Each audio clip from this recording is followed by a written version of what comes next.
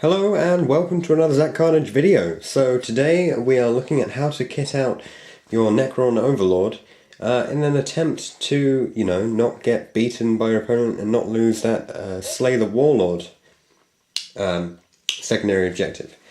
So the point is we want to deny it, so we want our overlord to be as survivable as possible, and basically you're trying to get him to live through the whole game. Now there's a very popular technique in the modern 6th edition where you'd take your weakest troops and you'd stick just a normal foot leader with the biggest squad possible of those. And this, with Necrons, does work very well. You can give an overlord a resurrection orb and stick him with 20 warriors, and chances are they're going to survive the whole game. It's not very likely that your opponent's going to be taking out 20 warriors and an overlord, especially if you hang back with him. So that's a good way of keeping him alive. So let's start off. These are the three main ways you can go. You can take a normal foot lord, a destroyer lord, or you can take an overlord inside of a catacomb command barge. Now, obviously, all of these options have their positives and negatives. If you're going on foot or with a destroyer lord, you get to stick with your troops, so you can boost them with your resurrection orbs. Especially the destroyer lord here, he's very useful for boosting your units because he'll give them preferred enemy. So you get to reroll all of those ones, which is great. Not so much with this one, but then the Catacomb Command Barge Overlord is quite survivable because you've got the ability to, you've got the shielding, the quantum shielding from the barge itself. Then also you've got the ability to repair it, actually, if you're finding that you're going to lose it. Although remember that you don't actually want to lose the character, so don't use your symbiotic repair too much. Although it does come with the ability to sweep attack, so if you're going to do that, obviously give him a war scythe, and then this guy will be great at taking out units. Now, admittedly, this isn't the best option, and it is quite expensive, so I'm going to take that out, and we get with these two. These two are probably my favourite of the two possible options for your warlord, and sometimes I'll actually take both. I'll take one of each in my army, and I'll choose which one's the warlord depending on what style of play I'm going for. So many people, and I actually have also mentioned, that if you're taking a destroyer lord, it's always a good plan to give him a unit of wraiths to go with, because this makes a really strong offensive unit. Now the problem is that they are quite survivable, but you don't want to be shot at too much. If you're getting shot at, that's where they're going to go down. So if you're going to go with these guys, either go for deep strike, or make sure you're right up at the front and you can start getting into close combat as soon as possible.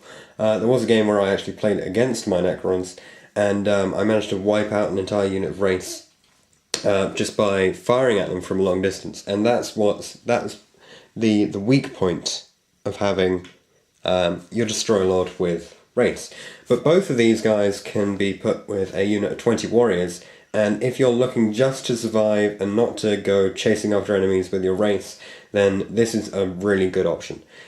Giving them Sempiternal Weave and Phase Shifter, that's useful, especially if you start off at the game with these guys in front of your warriors. So you'd have these, you'd have either your overlord or your destroyer lord in front of the unit, and then as it starts to take wounds, maybe you drop it to the back of the unit. And using that resurrection orb will really help to keep alive these warriors, which are essentially acting like a big robotic shield, just surrounding your overlord. Now, obviously, because if you're going to go for this option, you're going to be sticking them with a unit of troops. So don't bother rolling on the warlord table. Don't bother rolling on, what is it? I think is it command traits? I don't know. Don't bother rolling on the table which is going to make these guys scoring units, because it's not worth it. Go for one of the others in that case, because then you can boost a lot of units instead of not really changing much of the game. So these guys are going to be with your warriors and able to take objectives with them. Now, looking at some of the other upgrades you could take, obviously Warside is popular, but if and that actually comes free with your Destroyer Lord, obviously. But if you're sticking these with warriors, I'd probably go against it. It's not really worth it, and you want to be able to shoot at your opponent as they come at you instead of not being able to do anything. Although it is quite fun to perhaps have an overlord with War Scythe, Mineshackle Scarabs, Sempiternal Weave, maybe a Phase Shifter in there. Then if say he ends up in combat with some big unit of Grey Knights or something, which you know is going to destroy all of your warriors, just use a challenge and take out their leader, because this guy is really strong in, really effective in close combat if you give him all those upgrades. The Mineshackle Scarabs especially have shown to be really useful. But some of the other things I'm not so sure about. The Hyperphase Sword, the Hyperphase Sword, the Void Blade, and the Gauntlet of Fire are not really options which many people take, and probably with good reason. They're just not as effective as they could be.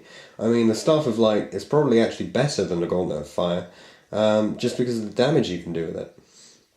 And if you're going to get into close combat, you don't really want a Void Blade when you can have a War Side for the same price, and that's going to put you at Strength 7, AP 2 for all your attacks, so just use that. And if you look at the other upgrades, Phylactery is... it sounds a lot better than it actually is. Admittedly, it's one of the cheapest options, so you can always go for that if you want to. The Mineshackle Scarabs, definitely go for those if you think you're going to end up in close combat. Sempiternal Weave is pretty much a must for keeping these guys alive, getting that 2+ save, and, you know, considering it's only 15 points, it's definitely worth it. The Tesseract Labyrinth, only add in if you've got 20 points spare. It's more of it's a fun little addition that you can add in. And I have to say the same for the Tachyon Arrow. But the Resurrection Orb and the Phase Shifter, which are the two most expensive of your choices, they're definitely things that you want to give these guys to keep them alive. So hopefully some of this information has been useful to you. I'm sorry if there's anyone out there who loves the Catacomb Command Barge. I think it looks great, and it's a really cool model. It's just not as effective as I'd like it to be. And also, I'm saving points by having these guys, really. So thanks for watching, and I'll see you guys in the next video.